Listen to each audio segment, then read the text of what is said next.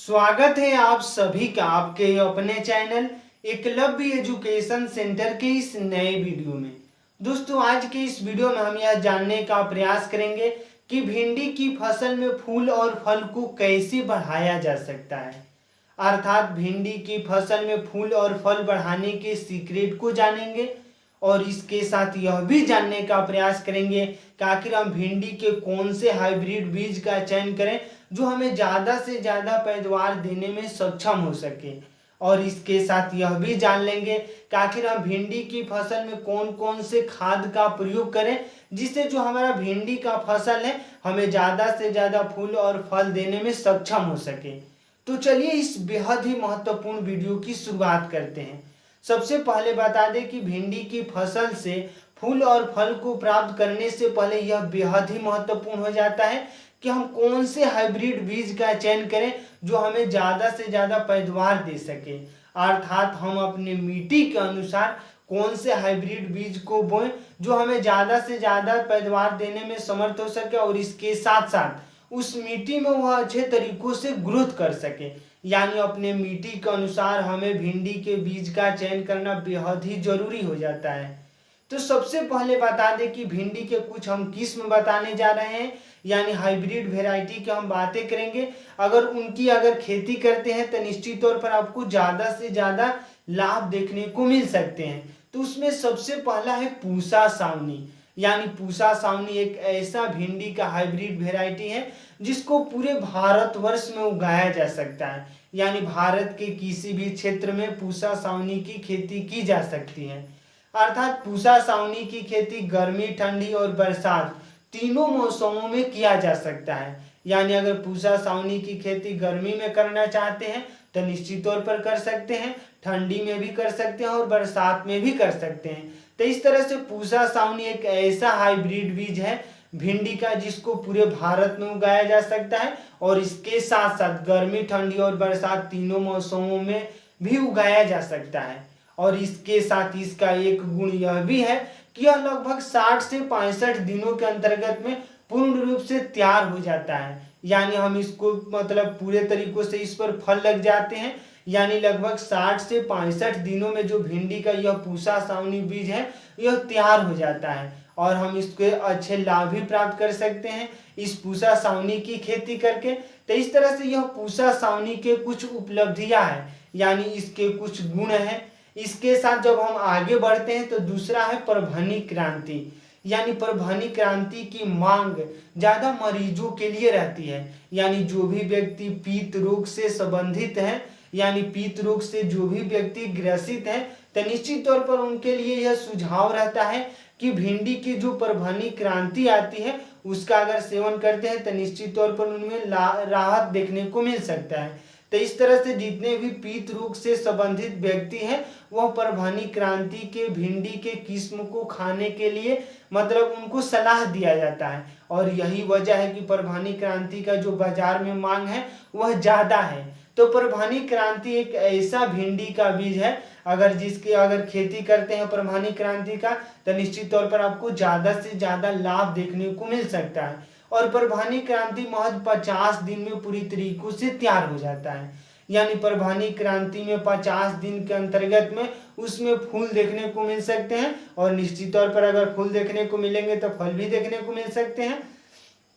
तो इस तरह से परभनी क्रांति महज 50 दिनों में पूरी तरीकों से तैयार हो जाता है और यह गहरे हरे रंग का होता है। यानी जो परभनी क्रांति का जो फल है गहरे हरे रंग का होता है। और इसकी जब हम लंबाई की बातें करते हैं तो लंबाई 15 से 18 सेंटीमीटर होता है। यानी परभनी क्रांति का जो पौधा होता है 15 से 18 सेंटीमीटर लंबा होता है और इसके साथ साथ यह पीत रोग का मुकाबला करता है और 50 दिनों में पूरी तरीकों से तैयार हो जाता है। जब हम इसकी ऊंचाई पर बातें करते हैं तो 15 से 18 सेंटीमीटर यह ऊंचा होता है। अब आइए समझते हैं अगले हाइब्रिड को। यानी अगला है अर्का अनामिका।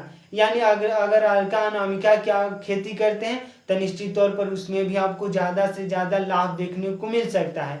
और अर्का अनामिका एक ऐसा भिंडी का हाइब्रिड बीज है जो येलोवेन मोजेक विषाणु से खुद की रक्षा करता है। यानी भिंडी में सबसे जो खतरनाक बीमारी है येलोवेन मोजेक विषाणु ही है और येलोवेन मोज़ेक विषाणु से जो खुद की रक्षा करने में कामयाब है वो है अर्का अनामिका। यानी अर्का अनामिका में आपको अलग तरीकों से किसी प्रकार का कोई दवाओं का छिड़काव करने की आवश्यकताएं नहीं होती हैं, क्योंकि यह खुद ही येलोवेन मोज़ेक विषाणु जैसे गंभीर बीमारी से खुद ही लड़ लेता है। और इसकी जब हम बातें करते हैं लंबाई की, तो यह 120 से 150 सेंटीमीटर लंबा होता है। यानी अर्का अनामिका 120 से 150 सेंटीमीटर लंबा होता है और यह गर्मी और बरसात दोनों मौसमों में उगाया जा सकता है। और इसके साथ जब हम आगे बढ़ते हैं तो आगे है पंजाब पद्मिनी। यानी पंजाब पद्मिनी का जो विकास हुआ है पंजाब विश्वविद्यालय में हुआ है। और जो पंजाब पद्मिनी है यह नए नए हाइब्रिड के बीज है, यानी भिंडी के यह नया किस्म है और यह लगभग 60 से 65 दिनों में पूरी तरीकों से तैयार हो जाता है। और अगला है अर्का अभय। यानी अर्का अभय और अर्का अनामिका एक ऐसे हाइब्रिड के बीज है भिंडी के जो येलोवेन मोज़ेक विषाणु से अपनी रक्षा करते हैं। और इसके साथ साथ जब हम अर्का अनामिका की लंबाई की बातें करते हैं और अर्का अभय की, तो अर्का अभय और अर्का अनामिका की लंबाई होती है 120 से 150 सेंटीमीटर। तो इस तरह से इन बीजों का अगर चयन करते हैं तो निश्चित तौर पर आपकी जो भिंडी के फसल है उसमें आपको ज़्यादा से ज़्यादा फूल और फल देखने को मिल सकते हैं। तो एक सीक्रेट तो यह होगा, मतलब भिंडी के फसल में फूल और फल बढ़ाने का सीक्रेट यही है कि हम अच्छे बीजों का चयन करें।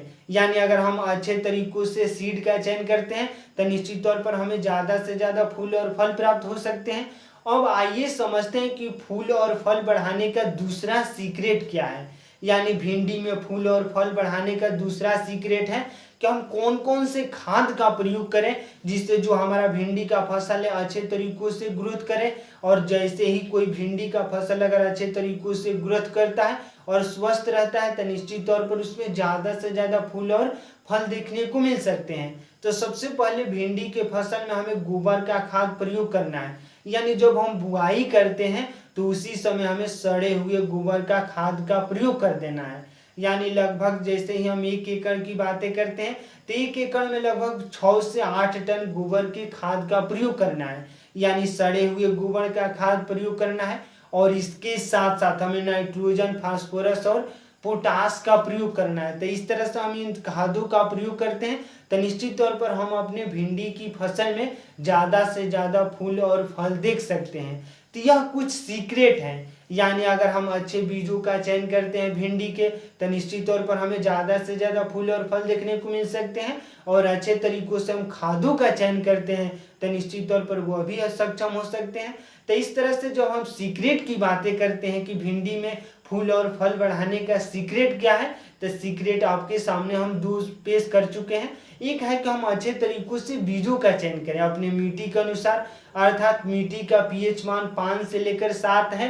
तो निश्चित तौर पर जो भी हम बताए हैं यानी पूसा, सावनी, परभनी क्रांति, अर्का अनामिका, अर्का अभय और पंजाब पद्मिनी, तो इस तरह से यह 5 से 7 सेंटीमीटर मतलब 5 से 7 जिसका पीएच है मिट्टी का, तो उसमें आप इसकी खेती कर सकते हैं। और 5 से 7 से जैसे पीएच की बातें करते हैं तो वह बेहद ही अच्छा माना जाता है, किसी भी फसल को आप उगा सकते हैं। और इसके साथ ही अगर हम अच्छे तरीकों से खाद का चयन करते हैं, छिड़काव करते हैं, तो निश्चित तौर पर जितने भी भिंडी के फसल में फूल लगे हैं उनको हम फल में तब्दील कर सकते हैं। तो यह कुछ सीक्रेट है, यानी भिंडी के फसल में फूल और फल बढ़ाने के सीक्रेट हैं। अगर वीडियो अच्छा लग रहा है, कुछ सीख पा रहे हैं इस वीडियो के माध्यम से, तो हमारे चैनल को कर दीजिए सब्सक्राइब, ताकि हमारे द्वारा अपलोड किया गया हर वीडियो आपके पास सबसे पहले पहुंच जाए और हम तथा हमारी टीम भी उत्साहित महसूस करें कि आपके लिए हम कुछ अच्छा कार्य कर रहे हैं। तो हमें दीजिए इजाज़त। धन्यवाद। Thank you.